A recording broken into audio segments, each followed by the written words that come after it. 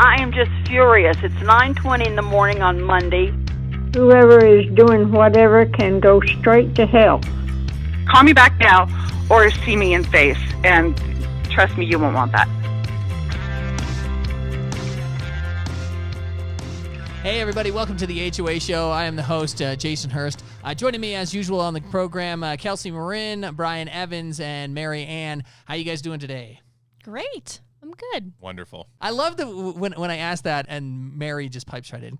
Great! All nice and perky, and that's fantastic. It's a favorite part of my week. Talking with you guys, meeting with you guys, and just talking about HOAs. I agree. I mean, it's we have a blast doing this, and it's been a ton of fun. So I wanted to share this. So my birthday is in the beginning of last month. My son's birthday is 13 days after that, okay? I turned an indeterminate age. We won't talk about how old I turned. He's old. Yes, I am old. I know. Thank you so much. My son turned 14. So my wife thought, here's what should we do for his birthday? Here, I've got a great idea. There's this little kids Ninja Warrior course up the road. And so my wife was like, let's go spend a couple of hours there at the Ninja Warrior course. And I'm like, oh, okay, are we inviting friends? No, this is just family. We'll have a party with his friends another time. Okay, just family. So we go to this Ninja Warrior course. And my son, of course, he's 14. He's very athletic. And so he's just running around, tearing things up. And my wife, she's still got it pretty athletic as well. She's still pretty athletic, and she's, doing her thing. And my daughter's 5. So she's on the little kids part of the Ninja Warrior course. And so they're like, okay, Dad, go try and scale the warped wall. I'm like, oh yeah, this will be good. So I actually start and I run up and I actually got close. I was just half-hearted attempting whatever. And I actually got close. I'm like, oh, this is not too bad. I actually think I can touch the top. So I'm like, okay, let's give this a whirl. So I run, I go up the wall, I grab the top, I'm holding on, no problems, everything's fine at this point. And then all of a sudden I'm like, okay, now what? Because I didn't want to go back down, but I can't. I don't weigh a ton. You don't have the upper body strength. But I did not have the upper body strength to get the rest of my body up there. So I'm like, what am I going to do now? So I'm like, all right, maybe if I can swing my leg up. So I swing my leg up on the top of the wall. And I'm half using my leg and my arms to try and pull my body on the wall. All of a sudden, I hear this pop. Yes, that was my hamstring. And I was like, this is just phenomenal. This is so great. So eventually, I made it up the wall. I can say that I made it up the warped wall. I did have to hobble back down the other side, the stairs that they had on the other side, because I had pulled my hamstring. But yeah, so that's my story. I would pay good money to see a video of that. Is there a home video? There is a video. Oh, I'm getting in touch with your wife. We're going to find this video. There is a video. Podcast world wants to see this. We need some responses. And if we get enough responses, I think he's going to be compelled to post this. No. I should not have said that there was a video. I just said, no, there was no I would have reached out to your wife either way. So this would not be on the People Are Awesome. It would be on the Fail Army side of YouTube. Hey, I made it up. Okay. Now, granted, I pulled my hamstring, but I did make it up to the top. The funny thing is, the whole time you're telling that story in the beginning, I'm just thinking, I wonder if he's still hurting from this. Oh, and then you said I pulled my hamstring. I'm like, oh yeah. Absolutely, I'm still hurting from that. Once you hit 30, it just hurts for weeks. Yes, and I hit 30 a long time ago. I want to see tears in that video. Yeah. I think she shot it from behind, so at least you won't be able to see my face. That's moaning and crying. That's probably a good thing. You don't want to see my face. That would be bad. Gosh. All right, on that note, let's get into today's topic. We're going to be talking about crazy board members on the show today. But before we get to that, we want to let you know, for FHA renewals, resale docs, and reserve studies, your go-to source is homecerts.com. All documents are instantly downloadable for your convenience. HOMECERTS.com. That's homecerts.com. All right, so we're going to kick off Crazy Board Members with a story from Brian. So one of the pleasures of my job is to attend board meetings. You get to meet new people, new board members. And one of the fun things is when you board a homeowners association, you get to meet a whole new board of directors, the people that are running the community. One thing that's great is when we have new managers who come into our company, I usually like to have them shadow me at the associations that I manage, just so they can kind of get a good idea of what's expected of them as a property manager. Sure. How protocols that they need to do, questions they need to ask, notes that they need to take to successfully manage the homeowners association. So I often have the new managers come with me to go to the new board meetings. We had a new community, this is a couple years ago, had a new homeowners association that came on board. And at the time, Kelsey here she'd been working at our company for a couple years. In the back end, the support staff side of it, helping our office manager, helping the managers kind of do their task. But she'd never been on the front lines of being an HOA manager. Okay. Had some talks, and she said, this is something I'd really like to do. I'd like to explore the option of becoming a homeowners association manager. I said, great. We've got a new association. I'd love for you to come. I've only had 2 meetings with them, so it's a fairly new relationship with them. We're still trying to figure out how they want us to manage the community. Not every community is the same. Every community has different intricacies on how they like their community to be managed. And we're not a one-box-fits-all management company. I think you've got to be flexible in how you manage a community, and it's really their needs that are the most important. Sure.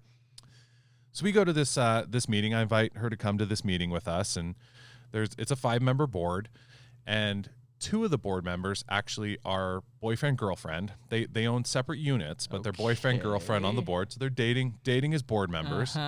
And we show up to the meeting, and there was some tense feelings immediately going into this board meeting. We didn't know anything. And not between the board, just between this boyfriend and girlfriend. They definitely had like an argument the night before, a disagreement before they came. The board was fine. Just these 2 were not in agreement with each other this day. It was that unspoken, just that feeling, that heavy feeling of like something's coming. So we start our meeting, and we're going through, the financials and the meeting minutes and going through all the formalities of a board meeting. And we get to the point where we're talking about whether or not to keep the hot tub open through the winter time. Some communities, they'll close the pool in colder states. They'll close the pool, but sometimes they'll leave the hot tub open. So we had an open discussion with the board about whether or not to keep the hot tub open. And then all of a sudden, it's like all the tension that they had from a previous argument within their relationship, all of a sudden just got dropped right in this HOA meeting. And this can't be good. And they just start going at it right in front of us. And it's like mom and dad are fighting, stare at the ceiling, stare at the floor, be somewhere else. I looked everywhere but at them. Of course. Everywhere but at them. It was eye-opening. For me, it was a very eye-opening experience. And how old were you at this point? I think I would have been 19. Oh, wow. Maybe barely 20. Kelsey's the young one of the group. I'm very young. Yes.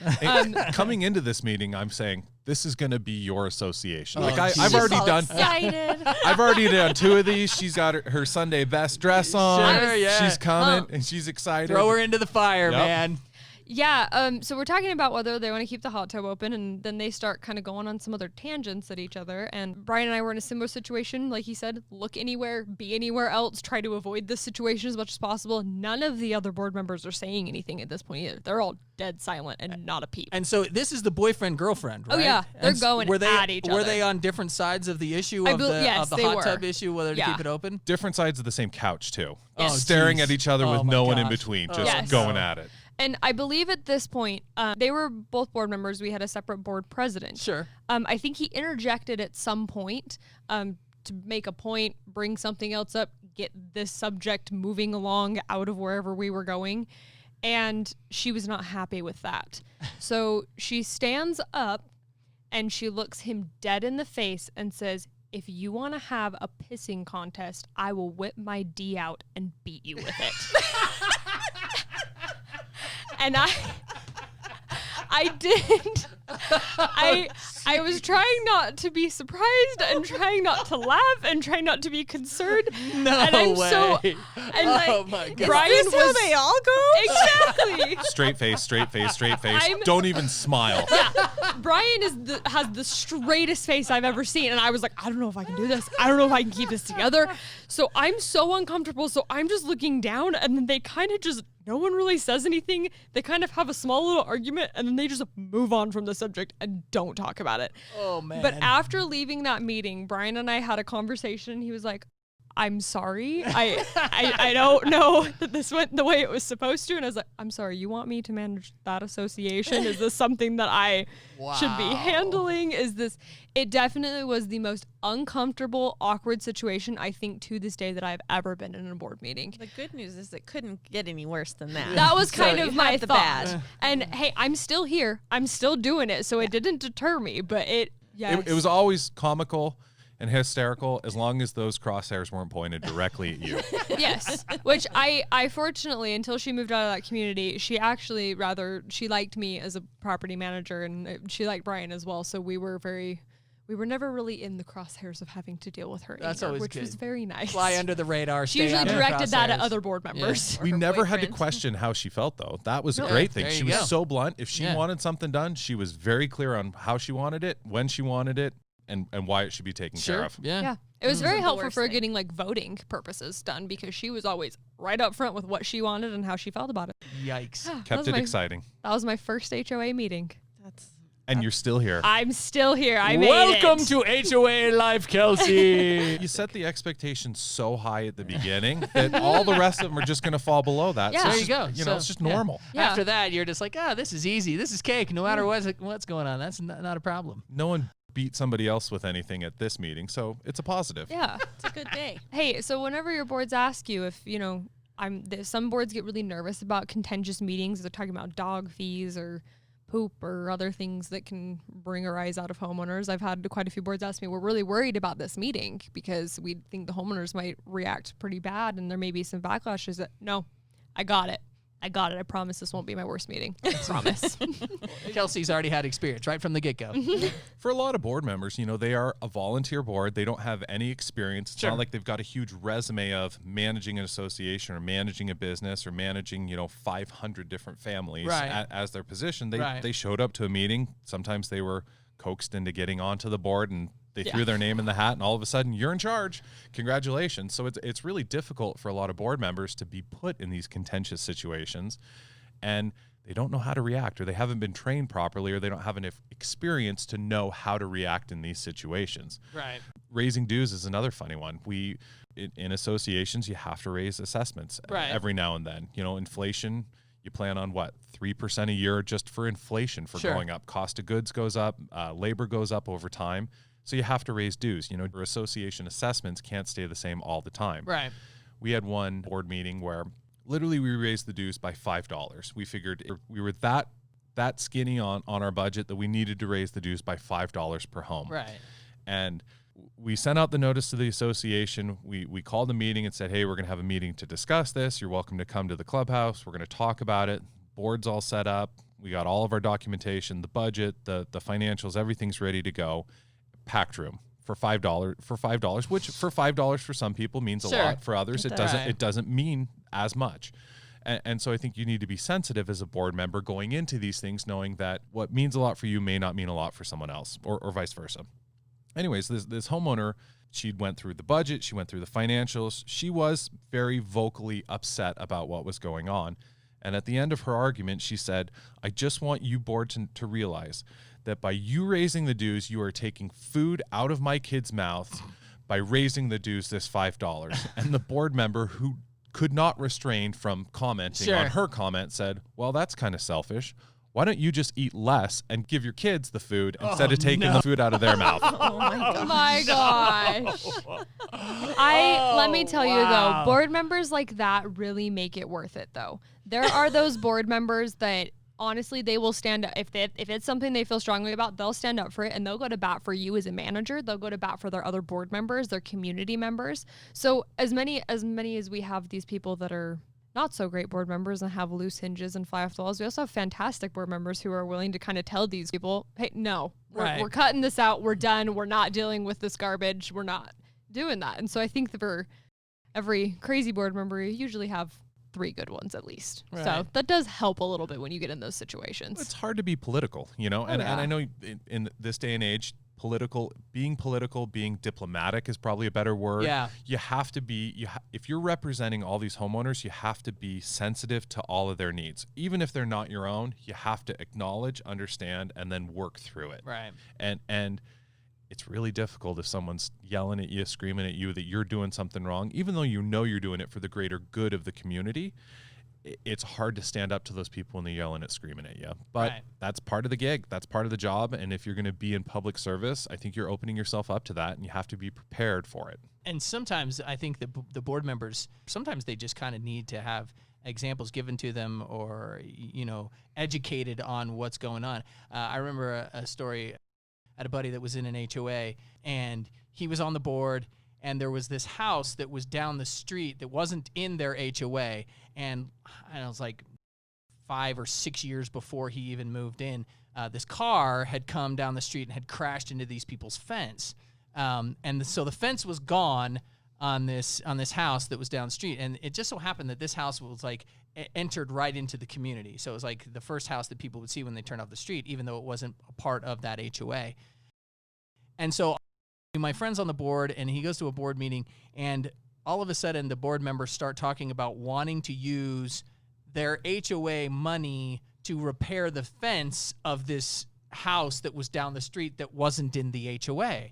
And my friend's like, wait a minute, this seems kind of nuts. We're gonna use our money to prepare their fence, even though they're not in our HOA and don't have anything to do with it. And the board members were like, well, yeah, it's an eyesore or whatever. And so I remember my friend telling me that he was really pretty ticked off about this whole thing. But after he calmed down, the next meeting they went to, he gave them an example. And he said, okay, so here's an example. He says, you know, my house is my backyard, my back fence is butted up to a field. And he said, and there's a farmer who works this field. And so if his tractor gets away from him and somehow rolls down into my back fence and, you know, takes out my back fence, who's responsible? Is it the HOA, or do I have to pay for it? And so the property manager says, well, you have to, anything that's in your backyard. And all of a sudden the board member's like, whoa, wait a minute. The HOA doesn't pay for that? No. In their HOA, anything in the backyard, they had to pay for it themselves. And so all of a sudden there was this dawning that happened on the board. They were like, oh, wait a minute. So not only should these people down the street who have their fence knocked out by a car pay for their own thing, but we shouldn't be trying to use our HOA money to fix that down the street. I can't imagine that the HOA community would have been too happy to find out later on that the money had been used to fix that fence down the street. So I think a lot of times it's just they needed, the rest of the board members sort of needed an example to look at to go, oh, okay, this makes sense. Now I understand, you know, why we wouldn't do something like this. And sometimes it's just education. You know, they just need to be educated. So they have a fiduciary responsibility with those homeowners association assessments. You know, Right. what one board member thinks is an eyesore or a very valid way to spend all this money, the entire community may not agree with Right. you. Now, granted, the entire community voted that board member on to represent them. Sure. But at the next meeting, at the next annual meeting, at the next election, they may have to defend their action or Right. their reason why they Right. wanted to do that. And I think that it needs to hold up to that litmus test of would the majority of the association approve of this expense, Right. not just one individual homeowner's agenda. Right, exactly. Yeah, and my friend, he thought it was an eyesore too, but he didn't think that it was worth spending money from his HOA to fix somebody else's problem, even though they weren't, you know, since they weren't even in the HOA. You know, and that they should just fix their own fence. So some board members live within the community as owner-occupied board members. Other board members live outside of the community as like landlord-owned property. And so some board members, it'll be very important for them if they live within the community, certain things that they want to spend that money on. Mm-hmm. I think like in the past where I've had rentals in some of my HOAs, a lot more of the things that they care about are that the property is in like good repair. Because when they're showing tenants, if you have a year lease, you're seeing that property every year from an outside perspective. So I think they care a little bit more about the stuff that is a little bit larger projects, such as like the building paint, how the doors look, how the landscaping looks. Those are kind of the things I feel like more landlord owned places care about. Whereas opposed to the homeowners, they see the little things every single day if they live there. They see that the dumpster gets full often. They see that the gate is broken and all of those types of things. So I think it kind of just depends on where your board members are coming from, on what side they are. But both of them, both of those types of board members are fantastic, though, because they provide, like you said, 2 different perspectives. Now, I know that a lot of the stories that we tell, these seem kind of crazy. Well, the topic we're talking about is crazy board members, but we just want to point out that 99% of the time, the board members are usually pretty okay, and there's not really all this drama, but, that doesn't sell podcasts. So that's why we tell the crazy stories here. So then my question is going to be this. Okay, so since 99% of the time the board members are okay, how do you deal with when you do get a kind of a crazy board member? How do you deal with that? Most association governing documents usually have some way of putting on a board member, how to hold an election, and also how to remove a board member. Yeah, and I have a story about that later. We'll get to that. But yeah, okay, nice. I know what you're talking about. I think the 2 common ways that I've seen it are, one, you can have a community vote a board member out, call a special meeting, and a majority of the community that shows up can vote a board member out through like a special meeting. There's also one where the board itself, whether you have 3 board members, 5, 7, I've seen some that have 8, 9 board members. Wow. And the majority of the board can actually vote out another board member. Like, it doesn't require a community vote. If it's just the board or the people in power, they can vote one of those board members out if needs be. And unfortunately, that situation does happen. You get board members with no experience, and they have their agenda, they have their way that they want to do it, and sometimes that doesn't really mesh with the other board members who also have a vote on how the community goes. And when they're at odds, either you resolve it or you vote them off the island. Yeah. And I think, like, for the other board members, if you are on a board and you have someone who is a little bit more out there and has different ideals than a lot of the rest of the board, I think it's good as equal minds and like minds to kind of join together and say, this is what we feel is important and this is what we feel is best for the community, because ultimately in a board decision, majority rules. I also think if you have a group of, let's say, 5 board members and you have one outlandish, off-the-wall type board member who's trying to make crazy decisions, I think if you have 4 board members that have like minds and they're trying to accomplish a similar goal, I think it's important for them to kind of stick together a little bit and stand their ground if it's something that's really important, or if it's something that they feel is going to impact the community in a negative way. And if it does come down to having to remove someone from the board, it's important that they're all on the same page about it and that they feel the same way about it, because they still are your neighbor at the end of the day. You still live with them or live by them. And so you're still going to have to see them when you leave your community and talk with them on occasion. So I think it's good to end on good terms at least, and try and stay as positive as a board as you can, and just ultimately make the best decision for your community. So along the lines of the board members being on the same page, I think that differing opinions is a lot of times for the betterment of the community. If all the board members have the exact same opinion on something, chances are the entire community is not going to all agree with that opinion. So I think some differing opinions on the board is great. It's how you present it, how you handle it, and how you handle yourself professionally as a board member, as a property manager in those meetings, to appropriately express your opinion to other people. Sure. I don't think forcing it down their throat's a great way. Coming up with crazy rules, not a great way. Everyone wants the same goal. They just have different ways of getting there. Right. You need to be a cohesive unit for the betterment of the association. And a lot of votes don't come down as unanimous votes all the time. Some of them are split votes as 3-2, and that's okay. And even if your goal, your idea, your agenda item didn't get voted on the way that you want it to, that's okay. You can bring it up later on down the path. You can see how the other decision went and circle back and table that discussion and come back and revisit it. Right. Cool. And on that note, I believe, Mary, you've got some advice for us on dealing with this. Right, along with what we're talking about today, just thinking forward, successfully running a homeowners association does involve enforcing community rules, but it's essential to remember that in the end, the business of HOA is all about people, homes, and families. And in that light and within the rules, it's important to be forgiving and accepting of each other and our differences. So enforcing rules just because you can isn't necessarily the best solution in the end, which I think it happens a lot of times. In the crazy side of the stories, that's what we see. Is people just kind of taking advantage of the power, quote unquote, that they have as a board member and kind of enforcing that upon other people. So just because you can doesn't necessarily mean it's the best thing to do. As a board, just remember the big picture. It's all about protecting your community, your members, and the property values for everyone in the community.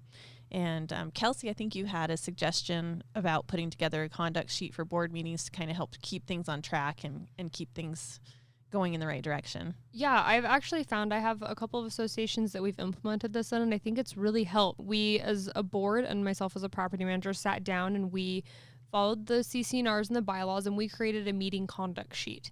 And this kind of just outlines how the meeting should go, a general outline of we talk about financials, we talk about agenda items. If you have questions, please raise your hand. Only let one person talk at a time. I have certain boards that like to go through their entire agenda and then they answer questions for board member or for homeowners at the end, and they don't allow any conversation between homeowners while they're discussing other agenda items. And then they can circle back as needed. I think for the homeowners who haven't been in a board member position or have never really understood how it kind of works, it's kind of helpful for them to see, okay, this is how this runs, this is what we're trying to accomplish, and this is our end goal for someone who's a little bit more on an outside perspective. But I think having that outline for an HOA is a really great way to keep things on track and kind of prevent these crazy instances from happening. I've had a revocable talking stick that we've had to pass around at an HOA meeting before. I love that. Because they couldn't stop talking on top of each other. Yeah. And some of those things you have to implement in order to keep order within a board meeting. And sometimes it's the board member that you, as a property manager, I have to hand them the stick and go, okay, it's your turn now. Yes. Go ahead. And if they talk too long, you grab the stick back from them and beat them over the head with it? Like I attach a little bungee cord on the end of it and just yank it out of their hand when they're done. No, you whip it out of their hand and you beat them with it. But I also think having, if you have a lot of homeowners, you're talking about a heated subject, raising dues, dog fines, anything like that, I think it also may be good to set up a time limit for homeowners to talk and say, okay, each homeowner, you have 3 minutes to talk about the subject, and then we're going to move on. Sure. And set that time limit so you don't have 2.5, 3.5 hour long board meetings that don't really need to go that long because people are just trying to argue their point. And it helps people, I think, to be a little bit more concise if they have a time limit and if they know that they only have so much time to get their point across. Yeah, they do that in like city council meetings, political meetings like that. So, might as well do that in your HOA because as Brian's pointed out before, HOA is kind of like the government of the community. So it functions sort of in that same same vein as the government does. So, might as well put in things like that, having talking limits. Written statements also help too. I've had associations where they say, please send us what you want us to read in the meeting, and we will read your statement or read your comments ahead of time. We're not allowing for any public input, right? But we will read what you have in the statement. Then the board will discuss it and let the community know what we're going to do. But then it controls the conversation a little bit or keeps it more ruly, so to speak, rather than unruly. Rather than unruly. There you go. And I've seen that work really well too. For the most part, though, almost all the association meetings that we go to, they usually run very smoothly. They're great. They're just. It's just in the event that you get one of these pickles, I think this is great advice to help steer you into a comfortable, open discussion with your community and your board and manager. It's good to have those rules in place when you don't have the crazy situations happen, because then it's just kind of a consistency across the board. And then when you have the things that are more emotionally charged that you have to deal with, then you've already got those rules or that outline in place, and it just makes it flow better. Yeah, so typically your crazy meetings and members only happen usually when you're first starting out. They kind of mellow out a little bit after that. Now you've gotten your feet under you and you know what you're doing, then then you're good. Nothing seems crazy anymore. Cool. All right, so it's time that we move to What the HOA. And What the HOA is brought to you by HomeSearch.com, your number one source for resale documents, FHA renewals, and reserve studies. Instantly downloadable for your convenience. HomeSearch.com, HomeCerts.com. This shows What the HOA is mine. And this is a story that I had referenced earlier that when Brian was talking about how to remove a board member. So it goes like this. It happened to be my board that I was on. And I was the board president, I believe, at the time. And we had a member that got voted on, and his whole purpose of being voted on and his whole reason that he ran was so that he could fire the property management company. That was his point. He just wanted to fire the property management. I don't know, he'd had some run-ins with them or something anyway. And so that was his whole purpose. So he gets voted on, and then the very next board meeting, I wasn't there. I had a conflict. I wasn't able to be there, so I was like, okay, that's fine, no problem. I come to find out right after this meeting or whatever, there's just emails just flying everywhere from board members. I'm like, what the heck happened? I'm like, I was only missed one meeting. Turned out that this guy showed up at the board meeting, and then without consulting any of the other board members, just his first thing that he said is he turned to the property managers. He said, and by the way, you're fired. You're out. We're going to end our contract. Yeah, just like that. We're going to end our contract with you. And I was like, whoa, wait a minute. This is not, yeah. And he dismissed the property manager. And I can't remember, Brian, you know this story too. Correct me if I'm wrong. Did the property manager leave at that point? Dismissed from the meeting. Oh, okay. You're fired. You're terminated. Dismissed from the meeting. There's the door. Yeah, and I think right after that, I think they ended the board meeting. I don't think they went too much longer after that because, and I think he had achieved his goal. And so the problem, of course, is that none of us had been consulted on this, and we actually liked the property management company quite a bit, and so we wanted them to continue. So we were and then he continued actually on, this board member continued on sending out all these emails. I mean, the language that he used in the emails wasn't exactly the most professional either. I won't get into that, but so we could tell that this was a situation where, okay, this guy, I'm sorry, he had to go. I mean, that was just the way it was. So the other board members and we got together, we talked about it, and we said, okay, so we read through our bylaws, our CC&Rs, and in the bylaws it said that we could, if we wanted to convene a special meeting, we could just convene a special meeting, and we could go ahead and vote this person off if we had enough votes. It was just a majority, so it just had to be 3 out of 5 to vote him off. So we had 4 votes. Obviously, we get together, we convene a special meeting, and the idea is that we were going to get rid of this guy and get him off. So we get ready to take this vote, and this board member. I worked as a property manager at the time, not for this HOA. I wasn't in property manager of my own HOA, but I was a property manager, and I did work for the same company that the property manager was. And so this board member felt that it was a conflict of interest for me to be working for the property management company and be on the board as the president. So I promptly resigned. I just flat out said, okay, great, I resign. And that completely floored the board. They were like, what's going on? And it floored him too. He wasn't able to figure out. And I said on my way out, I said, you guys now need to discuss, whatever business you had. And I walked out. And so right after that, they took a vote, and the 3 remaining board members that were not him voted him off the board.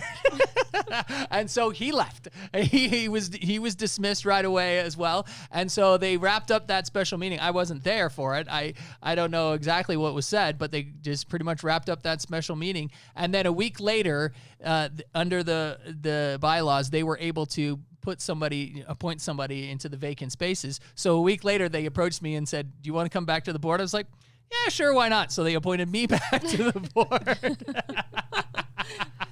And then we found somebody else who wanted to be on the board that was not trying to fire the property management company, and so we appointed that guy back to the board. So that was how we dealt with it in that situation. We sort of did an end run on him, but I mean we did what was within the rules. I mean, the rules said we could do it, so we did what was within the rules.